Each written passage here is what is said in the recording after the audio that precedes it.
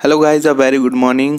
और आज मैं आपके सामने स्ट्रेटजी करने वाला हूँ शेयर ईपीएफयू के लिए। और मैं भी एक एस्पिरेंट हूँ और एक एस्पिरेंट और दूसरे एस्पिरेंट की बात बहुत ही सीरियसली मान लेनी चाहिए।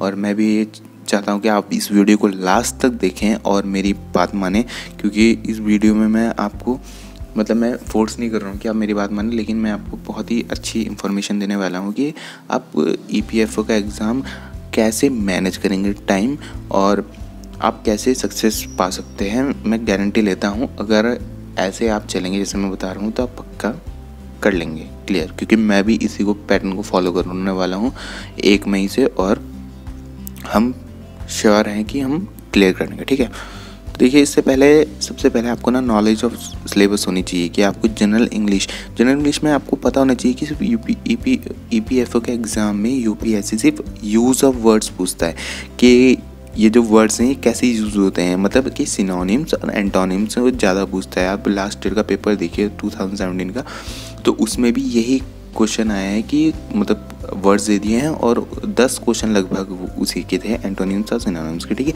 उसके बाद आपको पता होना चाहिए इंडियन फ्रीडम स्ट्रगल, उसके बाद फिर current events and development, polity and economy, general accounting principles और industrial relation and labour laws में इसमें बच्चों को बहुत प्रॉब्लम होती है, तो मैं इसके लिए भी सॉल्यूशन लेकर आया हूँ। ठीक है, इसमें भी मैं आपको बताऊँगा नेक्स्ट वीडियो में, जो मैं बनाऊँगा कि आपके सोर्सेस फॉर सिलेबस। ठीक है, ये तो अभी आपको नॉलेज ऑफ सिलेबस आपको पता होना चाहिए कि ये हमारा सिलेबस है। उसके बाद फिर general science and computer knowledge, इसमें आपके बेसिक आएगा। उसके बाद general mental ability and quantitative aptitude, इसके बाद फिर सोशल सिक्योरिटी इंडिया। और गाइस आपको ये भी पता होना चाहिए कि आप जो रिक्रूटमेंट टेस्ट, जो आपका रिटन टेस्ट होगा 4 अक्टूबर को, और मेरा भी होगा, उसमें 75% जो है वेटेज है मिलेगी हमें। तो इसका मतलब ये है कि अगर हम ढंग से अपनी प्रिपरेशन कर लेते हैं तो हमारा सिलेक्शन पक्का है, कोई नहीं रोक सकता, तो हमें ही मेहनत करनी है। ठीक है, तो अब मैं बताने जा रहा हूँ कि आपको कैसे प्रिपेयर करना है इस एग्ज़ाम के लिए। तो देखिए, मैं अज्यूम कर रहा हूँ कि आप जो तैयारी शुरू कर रहे हैं वो 1 मई से कर रहे हैं। ठीक है, तो बहुत ही अच्छा टाइम है दोस्तों, 5 महीने मिले हैं, हम बहुत अच्छे से कर सकते हैं। ठीक है, तो अब हमें क्या करना है, जो हमारी प्रिपरेशन है वो 3 फेजेस में डिवाइडेड है। ठीक है, तो पहला फेज जो अभी चल रहा है यानी कलेक्शन ऑफ मटेरियल। ठीक है, तो आपको मैं ये अज्यूम कर रहा हूँ कि आप मई फर्स्ट वीक तक आपके पास सारा मटेरियल होना चाहिए, आपके पास सारी बुक्स। अगर आपके पास बुक्स नहीं है तो आप मेरे को कमेंट में लिखिए, मैं आपको बुक्स दे दूँगा ऑनलाइन। आपके पास अगर लक्ष्मीकांत नहीं है तो मैं आपको 6th एडिशन लेटेस्ट दे दूँगा गूगल ड्राइव में। और अगर आपके पास मॉडर्न इंडिया स्पेक्ट्रम नहीं है तो मैं वो भी दे दूँगा।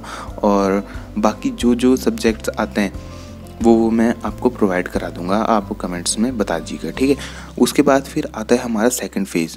दोस्तों ये फेज़ बहुत ज़रूरी है। और देखिए, सेकंड फेज़ में ये है हमें कि जो हमने मटेरियल कलेक्ट करा है वो आपको पढ़ना शुरू कर देना है। ठीक है, तो आप ये मान लीजिए अगर आज 29 डेट है तो आप लगा लीजिए कि 4 मई से आप सीरियसली होके प्रिपेयर करना शुरू कर दीजिएगा। ठीक है, यहाँ से आपका रीडिंग फेज़ शुरू हो जाएगा। रीडिंग फेज़ आपका जुलाई 31 तक, जुलाई 31 तक ख़त्म हो जाना चाहिए। ठीक है, उसके बाद फिर हमारा आएगा रिवीजन मोड, जो हमारा होगा 2 मंथ का, अगस्त टू सितंबर 15। अब आप कुछ सोचेंगे सितंबर 15 क्यों लिखा है, क्योंकि सितंबर 15 इसलिए लिखा है क्योंकि आपको सितंबर 15 के बाद आपको लगाने हैं मॉक टेस्ट, जो बहुत ज़रूरी है मॉक टेस्ट। ठीक है, 15 से 30 सितंबर तक आपको रेप्यूटेड कोचिंग इंस्टीट्यूट्स के नोट्स प्रोवाइड होने शुरू हो जाए, नोट्स कह रही मैंने, टेस्ट सीरीज़ प्रोवाइड होने शुरू हो जाएगी। और उसके बाद फिर आपको जो मेन प्रिपरेशन का बहुत ही इम्पॉर्टेंट है वो है 1st to 3rd अक्टूबर। अब 1st to 3rd अक्टूबर में आपको प्रीवियस ईयर करने हैं। अब मैं प्रीवियस ईयर के लिए इसलिए बोल रहा हूँ क्योंकि 15 से 30 सितंबर तक तो आपने कोचिंग की नोट्स से पढ़ लिया। अब नोट्स से बाहर बने, आपने कोचिंग के टेस्ट सीरीज से कर लिया। अब कोचिंग के टेस्ट सीरीज से करने के बाद आपका जो माइंडसेट है वो कोचिंग वाला ही रह जाता है। आपको कोचिंग वाला माइंडसेट लेकर एग्जामिनेशन में नहीं जाना है, आपको जाना है यूपीएससी का माइंडसेट लेकर। तो आपको यूपीएससी के माइंडसेट के लिए उसके प्रीवियस ईयर क्वेश्चन पेपर्स सबसे लास्ट में करने शुरू करने पड़ेंगे। तो आपको अक्टूबर 1 से 3 तक जो भी प्रीवियस ईयर पेपर्स हैं मैं प्रोवाइड करा दूंगा, वो सारे आपको करने हैं, ठीक है। और most important, last revision of your notes. जो भी आप नोट्स बना रहे हैं इन 5 महीने में, उसको आपको इन 3 दिन में बस आपको बहुत अच्छे से पढ़ के जाना है। और सीरियसली बता रहा हूँ, एक बुक को 10 बार पढ़िए, वो बहुत फ़ायदेमंद होगी। यानी कि 10 बुक को एक बार पढ़ रहे हैं, वो उससे कुछ फ़ायदा नहीं होने वाला, ठीक है। और लास्ट रिवीजन बहुत ज़रूरी है। और नेक्स्ट वीडियो में मैं आपको बताऊंगा, ये तो ठीक है।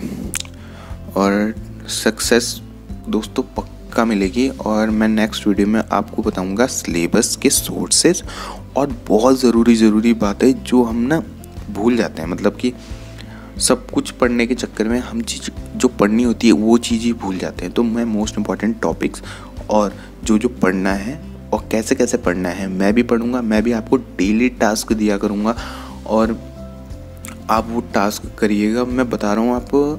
और मैं दोनों सिलेक्शन लेंगे गारंटी के साथ, ठीक है। थैंक यू दोस्तों। और प्लीज़ इस वीडियो को लाइक करना ताकि मैं सेकंड वीडियो बनाऊं और सिलेबस भी शेयर करूं, ठीक है दोस्तों। Thank you very much.